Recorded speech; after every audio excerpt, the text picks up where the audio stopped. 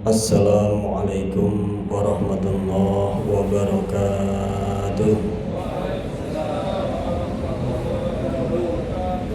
Bismillah, alhamdulillah, wassalatu wassalamu ala rasulillah Sayyidina wa maulana Muhammad ibn Abdillah wa ala alihi wa sahbihi wa man walah, wa la hawla wa la quwwata illa billah.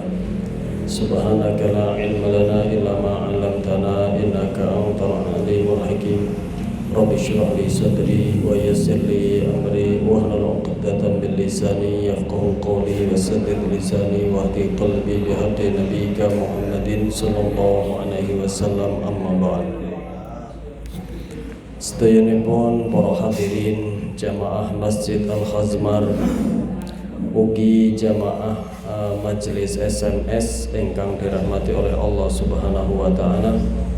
Wabil khusus dumateng panjenenganipun Kiai Haji Zamroni Mahsun, wabil khusus dumateng panjenenganipun Bapak Haji Munir, ugi sedayanipun para kiai, para asatid, para tokoh masyarakat, pengurus masjid ingkang kawula mulyakaken. Bismillahirrahmanirrahim. Nawaitu ta'alluma wa ta'lima wa tadhakkura wa tadhkira wa naf'a wal intifa'a wal ifadata wal istifadata wal hatha ala tamassuki bi kitabillahi wa sunnati rasulihi wa du'a ilal huda wa dalalah ala khair ibtigha'a wajhillahi wa ridahu wa qurbihi wa thawabihi. Allahumma arzuqna fahman nabiyyin wa hifdzal mursalin wa ilhamal malaikatil muqarrabin. Allahumma aghnina bil ilmi wa zayyina bil hilmi wa akrimna bit taqwa wa jamilna bil afiyah. Bismillahirrahmanirrahim. Pada kesempatan yang mulia ini, insyaallah kitab yang akan kita kaji yaitu kitab Riyadhus Shalihin. Adapun bab yang akan kita kaji yaitu babu ta'dimi hurumatil muslimin wa bayani huquqihim wa syafaqa alaihim wa rahmatihim. Bab ini menerangkan tentang kehormatan orang-orang Islam. Begitu juga bab ini menjelaskan tentang hak-hak orang Islam dan menjelaskan tentang berbuat baik dan berbuat lembut kepada orang Islam. Al-Imam An-Nawawi pertama menerangkan sebuah ayat, menukil sebuah ayat Al-Quran di dalam bab ini, yaitu yang berbunyi A'udzu billahi minasyaitonir rajim. Bismillahirrahmanirrahim. Man qatala nafsan bi ghairi nafsin aw fasadin fil ardi faka'annama qatala an-nasa jami'a wa man ahyaha faka'annama ahyan nasa jami'a. Ini Al-Maidah ayat 32. Ini ayat yang diangkat oleh Imam Nawawi di dalam kitab Riyadhus Shalihin berhubungan berkaitan dengan bab tentang kehormatannya harga diri orang Islam. Man qatala nafsan bi ghairi nafsin, siapa orang membunuh nyawa orang Islam bi ghairi nafsin, tanpa ada hak dosa untuk dikisos, tanpa ada hak kisos. Au fasadin fil ardi, atau dia tidak melakukan perbuatan dosa lain yang mengharuskan untuk dikisos juga, dibunuh, dipotong lehernya dalam hukum Islam. Faka'annama qatalan nasa jami'ah, artinya orang yang membunuh orang Islam tanpa didasari hak, bukan karena kisos, bukan juga karena orang tersebut itu melakukan kesalahan yang layak untuk dipenggal lehernya secara fikih. Membunuh tanpa hak tersebut dikatakan di dalam Al-Qur'an faka'annama qatalan nasa jami'ah, maka seolah-olah orang tersebut telah membunuh an-nasa jami'ah, semua manusia. Membunuh satu nyawanya orang Islam seolah-olah dia telah membunuh semua manusia. Karena apa? Kehormatan nyawanya orang mukmin itu sangat tinggi. Ketika satu saja sudah dibunuh, maka berarti dia telah menghinakan kehormatan orang Islam, orang yang beriman kepada Allah Subhanahu wa taala. Wa man ahyaha faka'annama ahyan nasa jami'a. Dan siapa orang menghidupkan, artinya tidak membunuh ya. Artinya dia memberi maaf, gitu ya. Memberi maaf kepada orang Islam untuk tidak dikisos, gitu ya. Seharusnya dia itu berhak untuk mengkisos, akan tetapi dia memaafkannya. Memaafkan di dalam bab kisos itu berarti kembali kepada dia. Yang seharusnya dia berhak untuk dikisos, kemudian tidak dikisos, ya udah nggak apa-apa, yang penting bayar dia. Faka'an nama ahyan nasa jami'a, maka digambarkan seolah-olah orang tersebut telah menghidupkan segenap umat manusia, karena dia telah menjunjung tinggi harga diri kehormatan orang beriman, orang mukmin, gitu ya. Di dalam ayat ini Imam Nawawi menerangkan seperti itu. Jadi nyawanya orang yang beriman itu sangat tinggi nilainya di sisi Allah Subhanahu wa taala. Bahkan dalam keterangan lain itu bahwasannya satu nyawa orang yang beriman itu lebih berharga ya, meninggalnya atau dibunuhnya satu nyawa orang yang beriman itu lebih berharga di sisi Allah, mending kehilangan as-samawati wal ard. Satu nyawanya orang yang beriman lebih berharga di sisi Allah daripada as-samawati wal ard, langit dan bumi. Itu betapa tingginya kehormatan orang yang beriman kepada Allah Subhanahu wa taala. Sehingga ayat ini Imam Nawawi mengatakan, siapa orang membunuh orang yang beriman, siapa orang membunuh orang yang beriman tanpa hak, maka seolah-olah dia telah membunuh semua orang umat manusia, karena dengan sebab itu dia telah menghinakan kehormatan orang Islam, telah menghalalkan darahnya orang Islam, orang yang beriman. Begitu juga sebaliknya, siapa orang memberi maaf dan tidak membunuh kepada orang yang seharusnya dikisos, maka seolah-olah dia telah menghidupkan semua umat manusia, karena dia telah mengangkat kehormatan atau darahnya orang yang beriman. Ini yang pertama seperti itu. Ayat Imam Nawawi, kita mengalir mengikuti alurnya Imam Nawawi dulu. Jadi yang pertama Imam Nawawi mengangkat ayat tersebut. Kemudian lanjut. Jadi di dalam Islam itu ada namanya kisos. Kisos itu siapa orang yang membunuh orang yang beriman dengan sengaja, maka orang yang pelaku pembunuhnya itu dia harus dikisos dalam hukum Islam. Siapa orang membunuh dengan disengaja, maka balasannya hukumannya adalah kisos. Kisos itu ya yang bunuh dengan sengaja. Jadi membunuh itu ada dengan sengaja, ada dengan seperti sengaja, syibhul amdi dalam fikihnya, ada tidak sengaja. Tidak sengaja itu dia melemparkan panah mengincar rusa katakanlah ya. Ternyata ada orang yang kena orang. Itu contoh yang tidak sengaja. Kalau yang tidak sengaja nggak ada kisos, tapi tetap kena hukuman, yaitu membayar diat. Diatnya 100 onta. Diatnya 100 onta. Ya, satu onta berapa? 50 juta, ping 100 biro. 5 miliar. Ya sudah ini. Ya jadi kasampan semua itu ternyata kaya raya, nggak usah pada bersedih. Ternyata kita semua ini kaya ya, punya uang sebanyak itu, mau. Satu orang kalau dia dibunuh dengan kemudian dendanya adalah 100 onta. Kalau satu ontanya 50 juta, berarti kali 100 ya, 50 juta, 5M. Jadi ternyata kita semua ini bukan orang yang kekurangan duit, kaya raya ya. Itu satu onta. Nah, ini satu nyawa. Kalau membunuhnya dengan sengaja, maka hukumnya adalah kisos. Nah, kisos ini kalau daripada orang keluarga yang terbunuh tidak memberi maaf. Kalau memberi maaf ya udah nggak apa-apa, nggak dikisos nggak apa-apa, pindah ke yang lebih rendah yaitu membayar diat. Maka baru pindah kepada membayar diat 100 onta lagi. Jadi hukum Islam begitu adil, tidak ada pihak yang dirugikan. Dan begitu bijaksana sehingga nyawa itu tidak murah, sehingga orang itu menghargai, gitu ya. Di zaman akhir itu seperti mudah banget di mana-mana ada hal-hal yang seperti itu. Allahumma inna nas'aluka al-'afwa wal 'afiyah wassalam. Amin. Nah, kemudian ada juga contoh-contoh orang itu yang memiliki hak untuk dibunuh, seperti zina muhson. Zina muhson itu hukumannya apa? Dirajam sampai meninggal. Enggak kita sedang ingin mempraktekkan, tidak. Itu mungkin kita enggak ada kemampuan.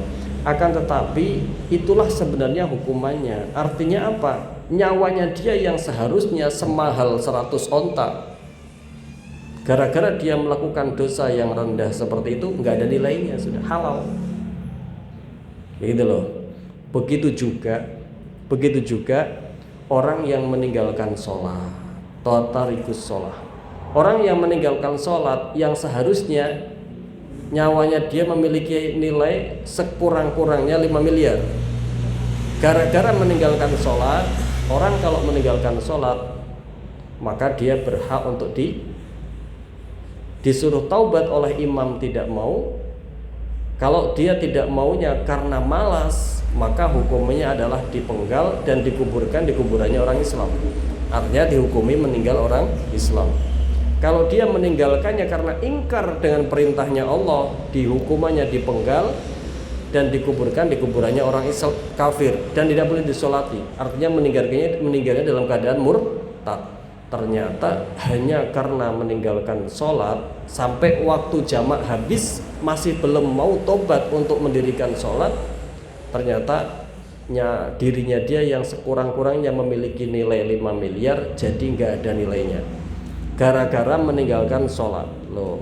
Apalagi meninggalkan sholatnya seumur hidup. Itu meninggalkan sholat 1 kali, Pak. Meninggalkan sholat duhur disuruh taubat sampai dikasih waktu sampai asar. Waktu asar habis, imam datang disidang sama imam. Ya, dia panggil ke pengadilan imam, hakim disidang, kamu kenapa nggak mau sholat? Sekarang taubatlah dan kerjakanlah sholat. Nggak mau, saumpama. Kenapa nggak mau? Nanti kalau kamu nggak mau karena kamu orang Islam, hukumannya begini, penggal.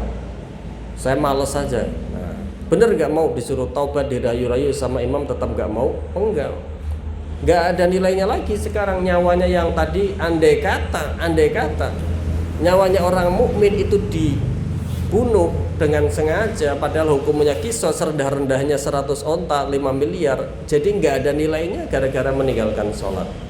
Nah, maka dari itu betapa tingginya perintah mengerjakan sholat, itu ya, itu hikmahnya diantaranya. Jadi orang yang membunuh orang mukmin tanpa hak, tanpa ada kisos, tanpa karena tidak ada didasari kisos, begitu juga tanpa dia melakukan dosa yang lain, yaitu seperti zina muhson atau meninggalkan sholat, maka seolah-olah dia telah membunuh semua umat manusia karena dia telah menghancurkan, menghinakan kehormatannya, darahnya orang mukmin. Ya tadi, darahnya orang mukmin itu tinggi sekali loh, ya kan? Andai kata ada coba-coba membunuhnya, maka hukumannya kalau sengaja adalah kisos. Kalau tidak sengaja seperti contoh yang tadi 100 onta. Udah nggak ada hukuman yang lebih ringan lagi dari itu. Hukuman paling ringan adalah 100 onta. Itu bisa menjadi tidak ada nilainya bila orang tersebut naudzubillah min dzalik melakukan zina muhson, atau orang tersebut naudzubillah min dzalik meninggalkan sholat dengan sengaja dan tidak mau bertaubat untuk mengqadainya. Pak Ustadz, saya itu ya saya kira namanya orang hidup itu pasti ada kalanya mengqadha sholat. Ya tapi dia itu bukan meninggalkan, lali meninggalkannya, ya kan?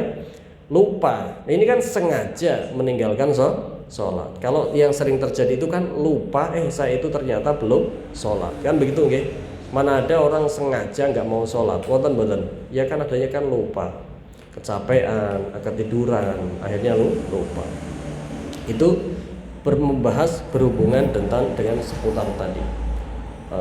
Lanjut, kemudian ya, kalau saya akan pelebaran sedikit, orang yang meninggalkan sholat, orang yang udzur di dalam meninggalkan sholat itu cuma ada 2. Udzur di dalam meninggalkan sholat. Artinya meninggalkan sholat itu bukan berarti tidak diqadha, mengeluarkan sholat dari waktunya kemudian mengerjakannya qadha. Itu cuma ada dua, yaitu yang pertama an-naumu, yang kedua an-nisyanu. Yang pertama tidur, yang kedua lupa. Tapi dengan catatan tidurnya dari sebelum masuk waktu. Sampai waktu habis, dekne piyambake dia orang tidak ngelilir, tidak sadar sedikit pun saking capeknya 2 hari 2 malam keluar kota nyupir. Katakanlah saumpama ini ada yang 2 hari 2 malam nyupir. Habis itu tidur, kodok tidurnya berapa hari? Ini kalau selama waktu sholat masuk, dia tidur sebelum masuk waktu sholat, dan ketika selama waktu sholat dia benar-benar tidak mendengarnya, maka dia mengakhirkan sholat dari waktunya, itu dia namanya mendapat udzur, tidak dosa. Bukan berarti tidak apa-apa nggak dikerjakan. Dia mengeluarkan sholat dari waktunya, tidak dosa. Padahal qadha tetapi tidak dosa. Yang kedua an-nisyan, lupa. Benar-benar lupa, bukan karena apa-apa, benar-benar lupa, dipikirnya udah padahal belum. Akhirnya kelingan-kelingan sudah keluar waktu, itu juga tidak dosa. Selain dua itu, orang mengeluarkan sholat dari waktunya namanya qadha, dan itu adalah dosa. Begitu ya. Wailul lil musallin alladzina hum an sholatihim sahun. Alladzina hum an sholatihim sahun. Celaka bagi orang-orang yang sholat, yaitu orang-orang yang mana mereka itu lalai dari sholatnya. Gitu ya, lalai dari sholatnya. Nah, gitu. Itu andai kata itu ayat Al-Quran itu tidak menggunakan kalimat an, alladzina hum apa terusnya, ang sholatihim, begitu kan ya, yaitu orang-orang yang lalai dari mengerjakan sholatnya. Andai kata tidak menggunakan an, tapi menggunakan ala sholatihim sahun, maka sungguh orang-orang yang mengqadha sholat tanpa ada udzur pun kena masuk khitab ayat celaka bagi orang tersebut. Rahmatnya Allah, ayat tersebut menggunakan an, berarti celaka bagi orang-orang yang 100% meninggalkan sholat. Yang meninggalkan sholat kemudian diqadha tidak masuk ayat tersebut. Itu hikmahnya Allah menggunakan sigat alat. Ya kan? Ara'aital ladzi yukadzibu biddin fadzalikal ladzi yad'ul yatim. Apa terusnya? Wailul lil musallin alladzina hum an sholatihim sahun. Andai kata firman Allah wa alladzina hum ala sholatihim sahun, yaitu orang-orang yang lupa mengerjakan sholat atas sholatnya. Nah, ini berat Pak kalau menggunakan ala. Orang yang tidak mengerjakan sholat kemudian diqadha karena lupa, masuk kena khitab celaka bagi kamu. Rahmatnya Allah, kalimatnya menggunakan an, berarti celaka bagi orang-orang yang benar-benar lupa meninggalkan sholatnya, bukan lupa mengeluarkan sholat dari waktunya kemudian dibayar, bukan. Itu ada makna yang dalam ya. Rahmatnya Allah subhanahu wa ta'ala luar biasa. Itu seputar masalah sholat. Jadi selain dua udzur tersebut, maka orang mengeluarkan sholat dari waktunya itu dosa. Tetapi kalau kena udzur tersebut maka tidak dosa. Tetapi ingat, tidur menjadi udzurnya sholat kalau tidurnya sebelum masuk waktu, dan selama waktu sholat dia benar-benar tidak sadar, tidurnya sangat pulas. Contoh ya, kita sering pulang jam 2 malam, subuh nggak denger apa-apa, bangun-bangun jam 7. Ya tetap itu levelnya level rendah, tetapi kalau memang benar-benar dia tidak mendengar apa-apa, itu masuk udzur sebenarnya. Masuk udzurnya sholat, yang mana dia mengerjakan sholat di luar waktu tidak terkena dosa, gitu ya, karena dia benar-benar tidur di luar waktu. Itu contoh. Tetapi ya kalau kita itu sudah punya firasat, kayaknya saya itu nggak akan bangun, ya pasang alarm. Kan ini ada, semua HP ada alarmnya, ya kan ya. Jadi supaya kita tidak seperti itu. Lanjut kepada hadis yang pertama. An Abi Musa radhiyallahu anhu qala Rasulullah sallallahu alaihi wasallam al mu'minu lil mu'mini kal bunyan yashuddu ba'dahu ba'dan wa syabbaka baina asabihi muttafaqun alaih. Hadis yang pertama. Imam Nawawi mengangkat sebuah hadis dari Abi Musa radhiyallahu anhu, berkata Imam Nawawi, berkata Abi Musa, bersabda baginda Nabi sallallahu alaihi wasallam, al mu'minu lil mu'mini kal bunyan. Orang mukmin satu kepada mukmin yang lainnya itu kal bunyan, seperti satu bangunan. Yashuddu ba'dahu ba'dan. Yang satu dengan yang lainnya saling menguatkan. Wa syabbaka baina asabihi muttafaqun alaih. Hadis ini muttafaqun alaih. Orang mukmin satu dengan orang mukmin lainnya itu laksana satu buah bangunan. Yang mana namanya bangunan? Tembok yang sini, tiang yang itu, tiang yang sana, satu sama lain adalah saling mengokohkan berdirinya sebuah bangunan. Begitulah Rasulullah menggambarkan seorang mukmin. Gitu ya. Dimanapun berada, walaupun nggak saling kenal.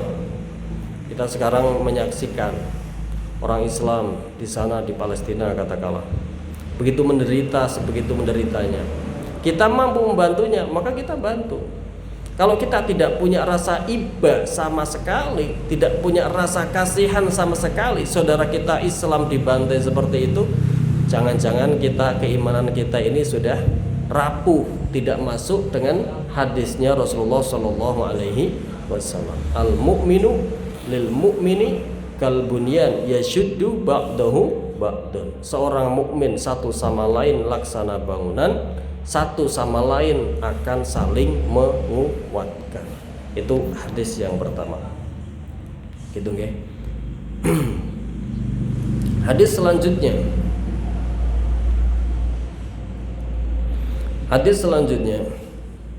Ini yang pertama, Imam Al-Qurtubi mengatakan hadza tamtsilun yufidu al-hadda ala muawanatil mu'min lil mu'min wa nusratihi. Gitu ya. Ini adalah perumpamaan yang dibuat baginda Nabi untuk memberikan dorongan yang sangat untuk saling tolong menolong, bantu membantu kepada sesama orang yang beriman. Untuk saling tolong menolong, bantu membantu kepada orang yang sesama orang yang beriman. Ini Imam Al-Qurtubi mengatakan seperti itu.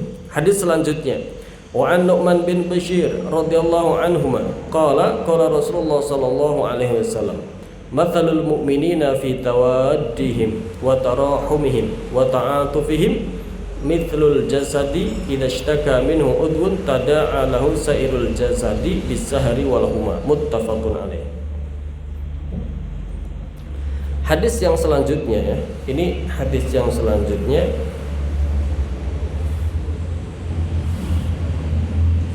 perumpamaan orang-orang yang beriman satu sama lain di dalam saling kasih sayangnya, di dalam saling bantu membantunya, di dalam saling cinta mencintainya, itu laksana diumpamakan seperti satu buah jasad badan. Idza ishtaka minhu udwun, ketika salah satu anggota badan tersebut ada yang mengadu tersakiti, kesakitan, tada'a lahu sairul jasadi bis-sahari wal huma, maka anggota badan yang lain akan mengaku bahwa dirinya tidak bisa tidur semalaman dan akan merasa dirinya juga terkena panas demam semalaman. Betul enggak? Iya. Ada orang tangannya kesleo, jatuh main bola, keceklek. Sing loro tangane tok apa saawak, Pak. Ora iso turu. Apa maneh lara untu. Tambah ngelu maneh lara untu. Sing lara untune, sing memet sirahe, ora nafsu mangan, ra iso turu, ra iso disuguhi apa ora pengin. Sing lara untune tok. Niku.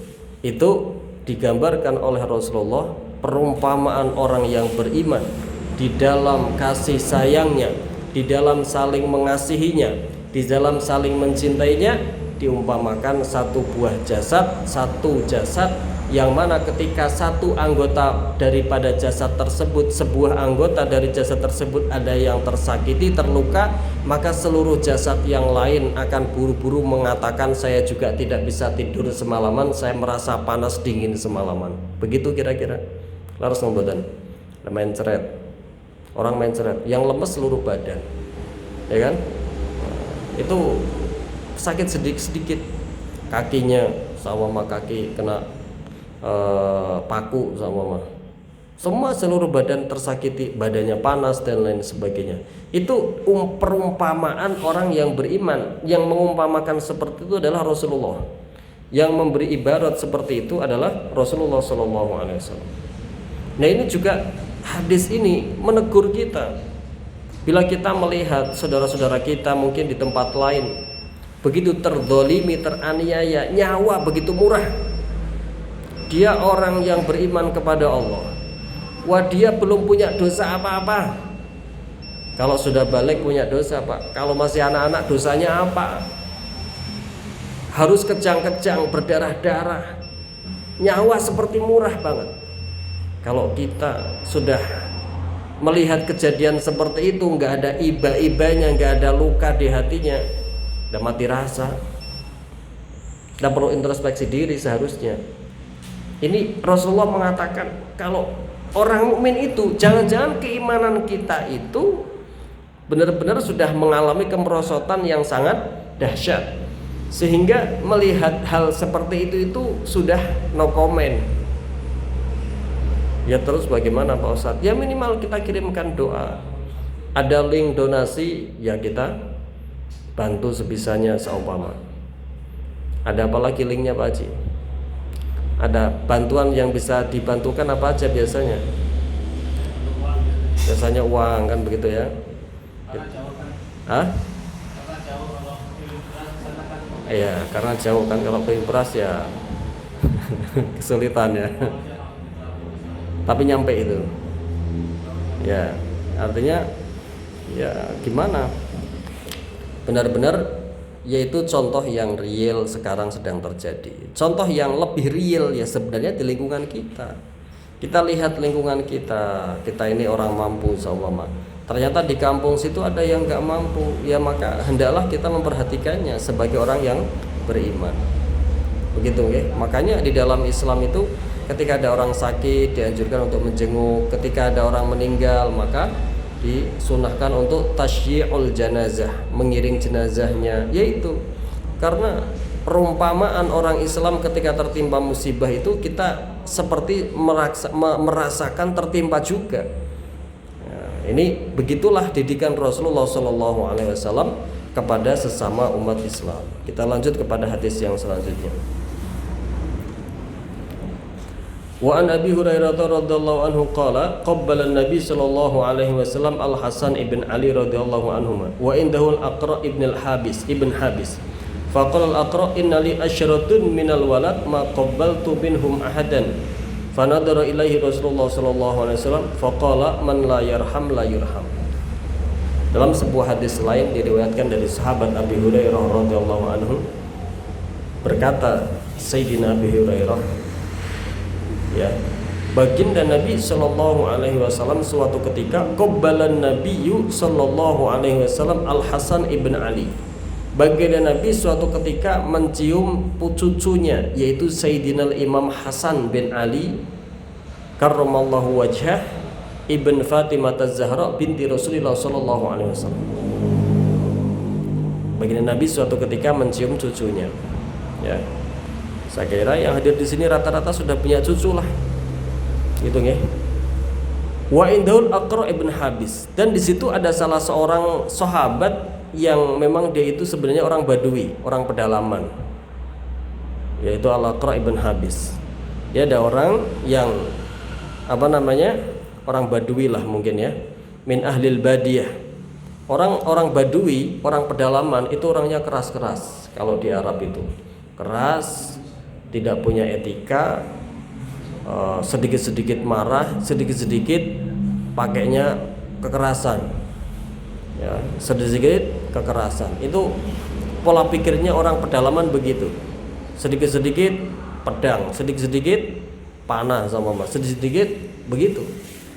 Pola pikirnya sempit, apa-apa pakai kekerasan. Nah ini suatu ketika baginda Nabi mencium cucunya Sayyidina Hasan bin Ali karramallahu wajhah. Di situ ada orang Badui melihatnya. Orang Badui tersebut heran.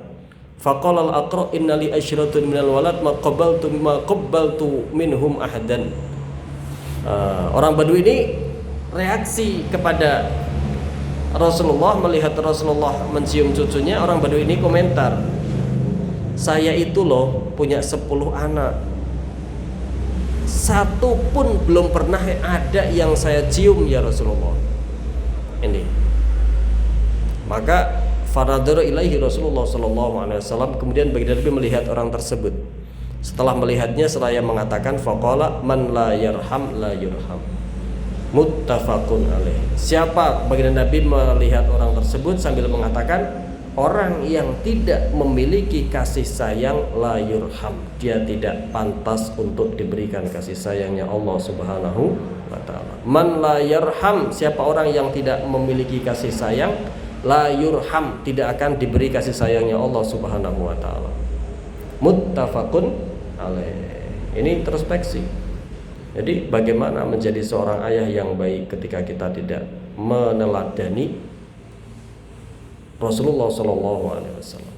Jadi ya seorang ayah jangan keras, kaku, tegas boleh, benar tegas, karena ketika mendidik itu lembek nggak jadi-jadi.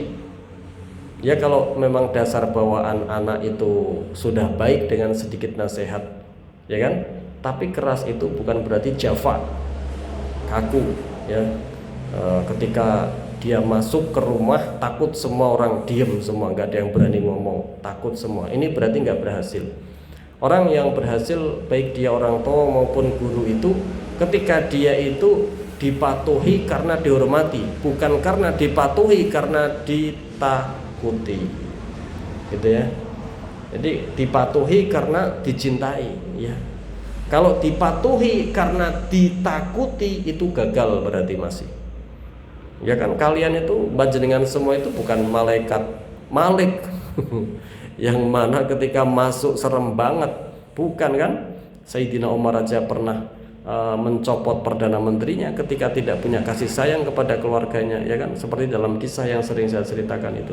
Ini baginda Nabi mengatakan, man la yarham la yurham. Siapa orang tidak memiliki kasih sayang, maka dia tidak pantas untuk mendapatkan kasih sayang Allah Subhanahu wa ta'ala. Ini introspeksi diri bagi kita, bagaimana kita hidup itu supaya hati kita itu lembut, tidak jafak, kaku seperti orang-orang Badui yang tidak memiliki kasih sayang sama sekali.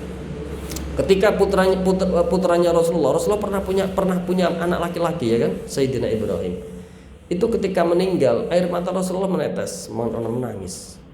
Sahabat itu protes, ya Rasulullah, engkau ini seorang nabi, engkau ini nabi yang paling utama, engkau ini Sayyidul Mursalin, engkau ini kekasihnya Allah. Masa anak engkau meninggal engkau nggak terima dengan takdirnya Allah Subhanahu wa taala? Dipikirnya sahabat nggak terima dengan takdirnya Allah Subhanahu wa taala. Apa jawabnya Rasulullah? Ini adalah rahmat yang Allah ciptakan kepada seorang ayah untuk anaknya. Begitu normal. Begitulah perasaan seorang ayah kepada anaknya, normal. Gitu ya. Bukan tidak ridho dengan keputusan Allah Subhanahu wa taala. Rasulullah aja meneteskan air mata. Begitu ya. Itu kisah tersebut dikatakan oleh Rasulullah.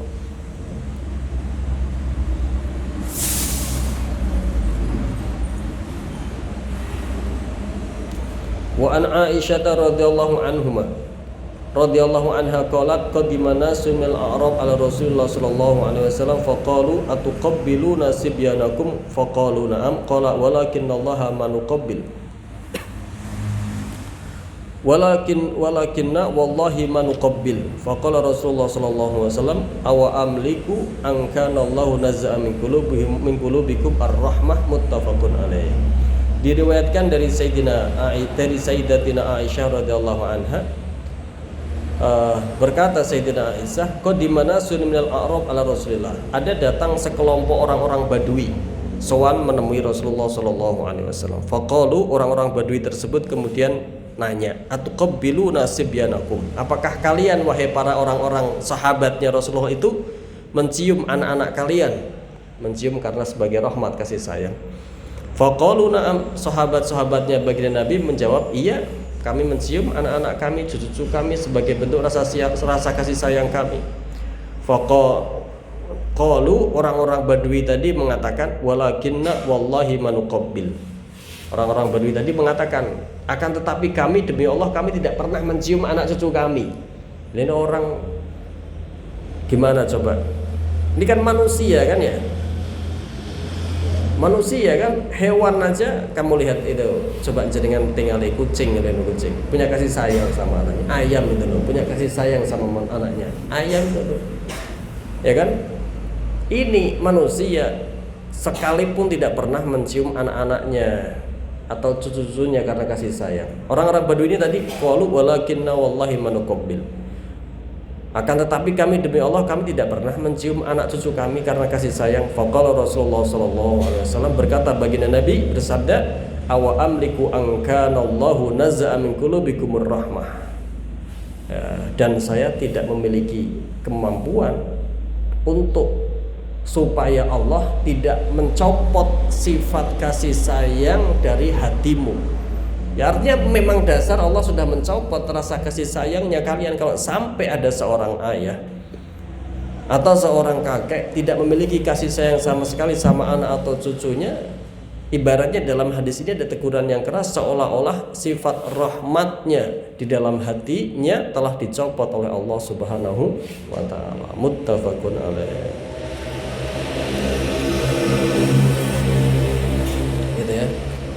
Wa an Jarir ibn Abdullah radhiyallahu anhu qala Rasulullah sallallahu alaihi wasallam, man la yarhamin nas la yarhamuhumullah. Ini lebih jelas daripada hadis tadi. Ini ibaratnya penjabaran dari hadis tadi ya. Tadi kan man la yarham la yurham. Siapa orang tidak memiliki kasih sayang kepada yang lain, la yurham, maka dia tidak dikasihi oleh Allah. Ini penjabarannya. Apa dalam hadis ini? Man la yarhamun nas la yarhamuhumullah. Muttafaqun alaih. Siapa orang tidak memiliki kasih sayang kepada orang lain, la yarhamuhumullah, maka Allah pun tidak akan mengasihi orang tersebut. Muttafaqun alaih. Hadis ini sahih Imam Bukhari dan Muslim. Siapa orang tidak mengasihi orang lain sesamanya, la yarhamuhumullah, maka Allah pun tidak akan mengasihi orang tersebut. Nah, ini ya. Ya seperti kembali kepada contoh tadi, kita melihat saudara kita di Palestina, ya Allah, yang ibu-ibu, yang tua, yang anak-anak, nyawa seperti murah banget. Enggak ratusan, ribuan, ya kan? Data yang terkumpul itu 3.000 yang meninggal anak-anak.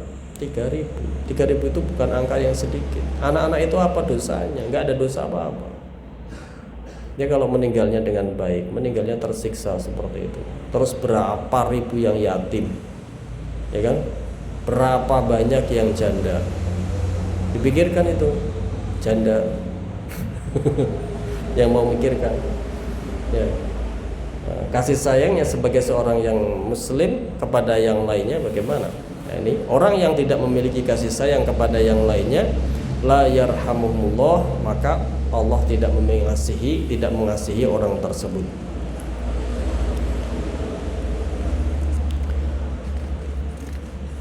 Dalam hadis yang lain lagi, an Abi Qatadah Al-Harith ibn Rabi'i radhiyallahu anhu qala, ibn Rabi'i radhiyallahu anhu qala Rasulullah sallallahu alaihi wasallam, inilah aqumu ila shalah wa uridu an utawwila fiha fa asma'u buka as-sabiyyi fa atajawwazu fi sholati karahiyata an asyqa ala ummihi, rawahul Bukhari. Dalam hadis yang lain yang diriwayatkan oleh Imam Bukhari, suatu ketika Rasulullah mengatakan, inilah aqumu ila shalah. Suatu ketika saya itu sedang mendirikan sholat, wa uridu an utawwila fiha, dan Rasulullah pada waktu itu mengatakan, dan saya itu sebenarnya sedang ingin menikmati sholat tersebut, ingin saya panjangkan itu sholat, kata Rasulullah SAW. Fa asma'u buka as-sabiyyi, kemudian ternyata baginda Nabi itu mendengar ada tangisan anak kecil sedang ngimami sholat. Ternyata baginda Nabi sedang ngimami sholat, kemudian baginda Nabi itu sebenarnya sedang menikmatinya dan bikin sholatnya itu agak panjang sedikit.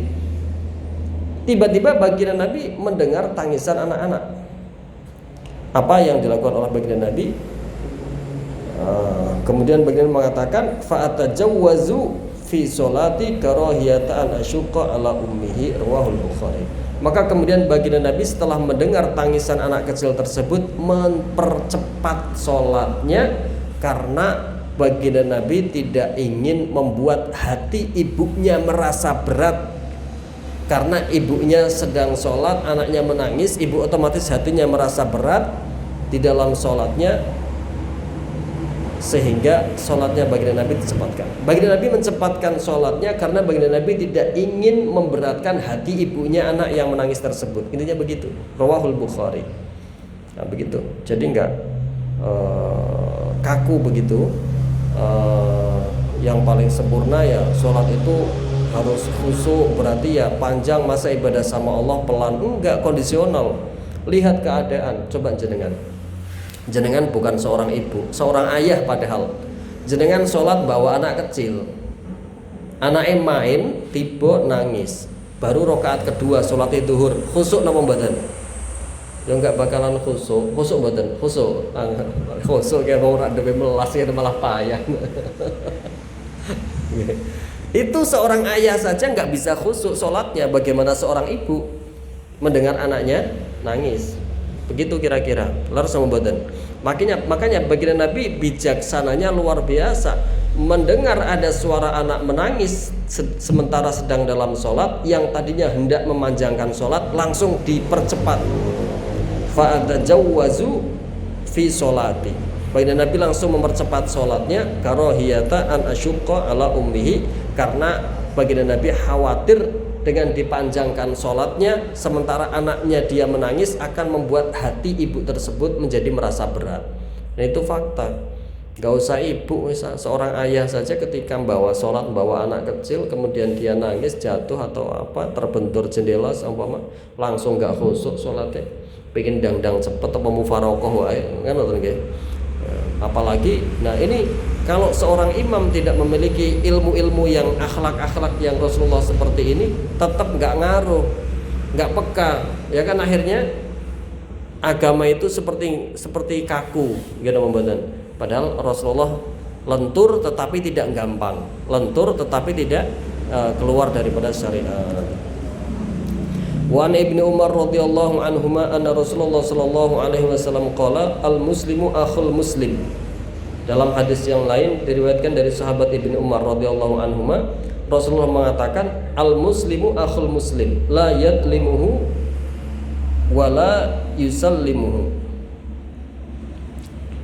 Orang Islam satu dengan orang yang lainnya itu saudara.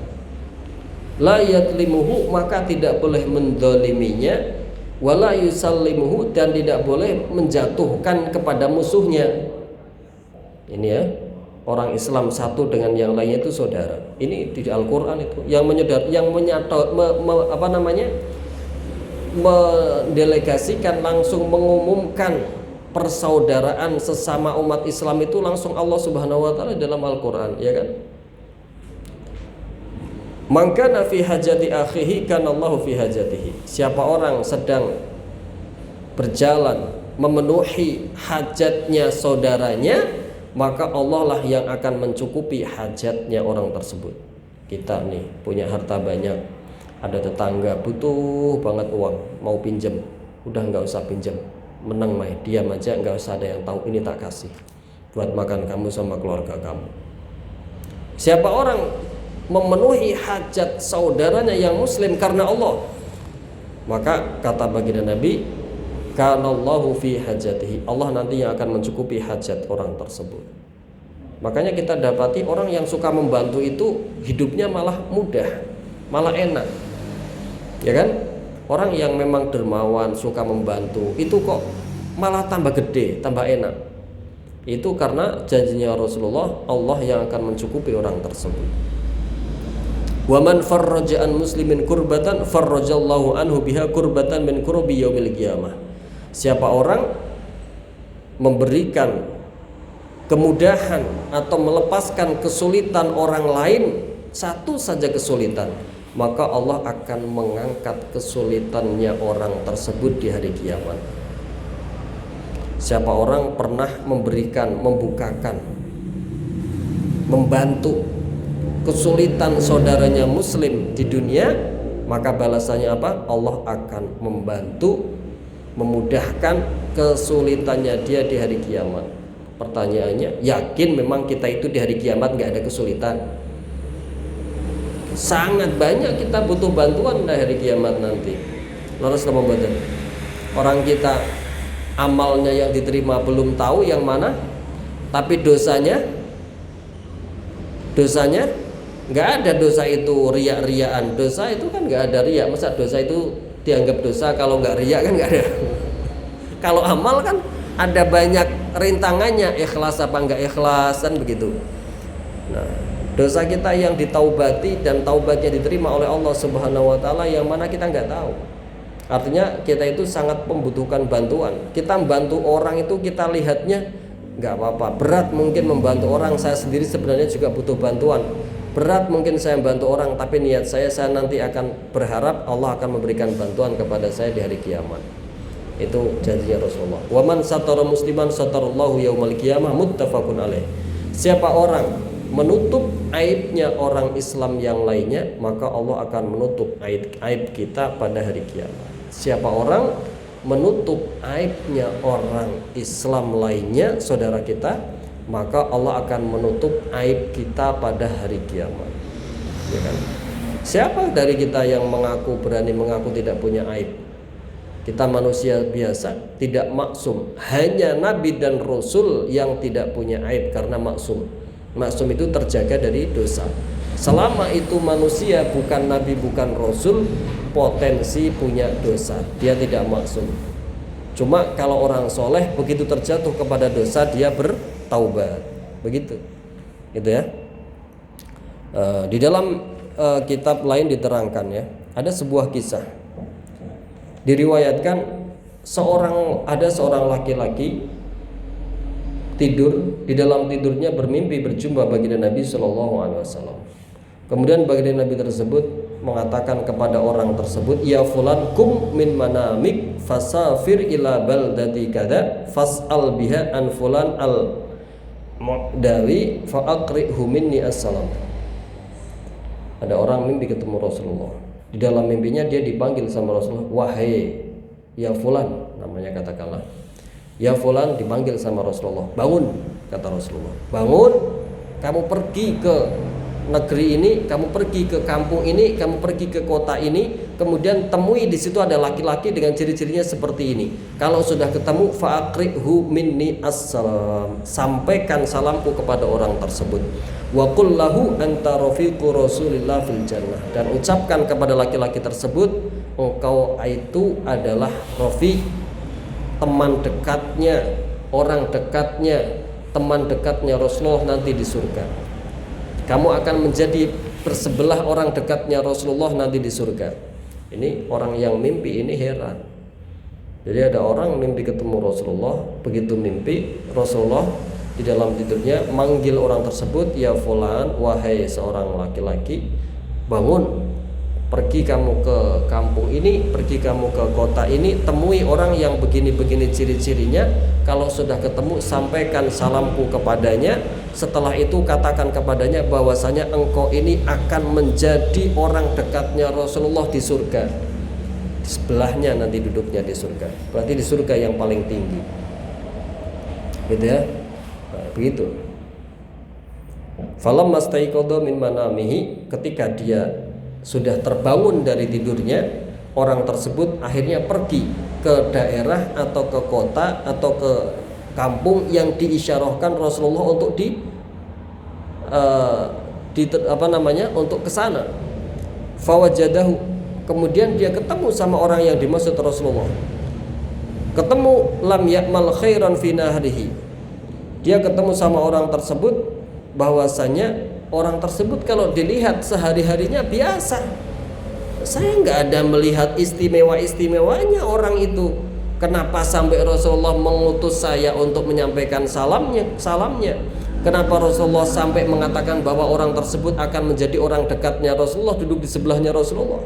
Tapi saya teliti seharian, nggak ada istimewanya, orang itu orang biasa, bukan orang yang begini begitu. Semakin heran itu yang mimpi tersebut. Akhirnya dia memberanikan diri, wasa'alahu an amalihi. Akhirnya dia tanya, ya Pak, mohon maaf, saya mimpi seperti itu supaya menyampaikan salam Rasulullah kepada panjenengan, dan supaya mengatakan bahwasanya panjenengan ini akan menjadi orang dekatnya Rasulullah, rafiqur Rasulillah, orang yang duduk di sebelahnya Rasulullah nanti di surga. Tapi seharian saya amati jenengan, siang hari saya tidak mendapati ada keistimewaan apapun di dalam diri jenengan sebagai orang yang ahli ibadah atau ahli apa. Apa sih amal yang membuat engkau sampai ke derajat itu? Akhirnya dia nanya begitu. Orang tersebut akhirnya mengatakan, faqala lahu tazawwajtu imra'atan falamma dakhaltu biha waladat indi waladan min awwali lailah fasatartu 'alaiha wa lam afdhahha wa akhadtu al-walad wa ji'tu bihi lil jami' wa jalastu antadhirun nas falamma hadaru lis-salati subhi tasarru ila akhdil walad fa halaftu bidalak ma ya'khudhu illa ana. Jadi ceritanya Pak, ini laki-laki ini memang orang biasa, tapi selama hidupnya pernah menutupi aib orang lain dalam keadaan yang sangat genting, dan itu aib yang sangat besar, yaitu dia menikah dengan seorang perempuan. Begitu malam pertama itu perempuan melahirkan. Coba Pak, mumet nggak? Ngemek orang, mending naik sawami ini ada orang menikah. Begitu setelah menikah tahu sudah hamil, itu aja marahnya, emosinya kayak apa, ya kan? Ini boro-boro hamil Pak, malam pertama melahirkan. Memang di daerah Arab itu kan nggak ada saling melihat. Kalau saling melihat, saling menggondol, anak Indonesia. Mohon maaf. Maksudnya faktanya begitu, ya kan? Pada zaman ajaran Rasulullah kan nggak seperti itu. Memang disunahkan naldor, tetapi kan tidak semua orang ada kesempatan untuk naldor. Ini nikah, malam pertama melahirkan. Biaya jajal Pak. Kalau jenengan yang diuji seperti itu gimana? Ya langsung viral lebu YouTube. Ini orang diam. Yes, enggak kelasnya kita memang, makanya kita enggak dapat salam dari Rasulullah. Ini orang apa pikirannya di bidang? Dia kemudian menutupi aibnya. Anak yang lahir pada malam itu diambillah setelah dibersihkan, ditaruh di masjid, di depan masjid. Dia selama itu tengah malam dia bawa ke depan masjid. Harapannya dia nanti begitu orang datang mau sholat subuh akan mendapati anak tersebut. Nah, benar, dia sendiri mengintai dari jauh. Begitu sudah mulai ramai, ada orang masuk, ada orang datang ke masjid, dia ikut ke situ. Si A pingin saya aja yang mengambil anak ini, si B pingin saya aja yang mengambil anak ini, si C juga pingin saya aja yang mengambil anak ini. Akhirnya apa? Orang yang menaruh itu punya jurus pamungkas. Enggak, saya aja yang mau mengambil merawat anak ini. Yang lain, saya aja yang mau mengambil anak ini. Yang menaruh tadi menggunakan jurus pamungkas, yaitu apa? Dia bersumpah, kalau tidak saya yang mendapatkan anak itu, akan saya ceraikan istri saya. Dia sumpah kayak ngono. Jadi dia menggantungkan untuk mentalak istrinya dengan mendapatkan anak tersebut. Ya wong sak masjid wong soleh kabeh ngalah lah Pak. Ya wis, daripada sampean kok mentalak istrinya, sementara mentalak istri kan itu kan walaupun halal itu paling dimurkai oleh Allah. Ya udah, daripada nanti kamu menjatuhkan talak kepada istri, ya sudah, ambil kamu. Akhirnya diambil dia, digomulih, dibalik ke mana reng ibu. Tidak ada satupun orang yang tahu kalau itu adalah anak zina. Dipikirnya itu adalah anak nemu di masjid, kemudian diromat sama ibu tersebut. Itu amalnya dia. karena dia mau menutup aibnya orang dengan begitu ikhlas karena Allah Subhanahu wa taala, padahal dia tidak punya keistimewaan apapun. Sampai Rasulullah bangga kepada dia memimpi, kemudian menyuruh orang di dalam mimpinya orang tersebut untuk menemui orang tersebut, sampaikan salamnya dan katakanlah pada orang tersebut, anta rafiqu Rasulillah fil jannah, engkau ini akan menjadi teman dekatnya Rasulullah sallallahu alaihi wasallam di surga nanti. Itu karena menutup aibnya orang lain, bukan malah digerebek Pak, diarak butuh sisan, padahal orang genah ngelakoni, ya mbok nasihati baik-baik, ya kan? Tapi bukan berarti didiamkan loh ya, bukan berarti didiamkan, tapi nasihati baik-baik supaya tidak ada kemaksiatan, tetapi dengan cara yang islami.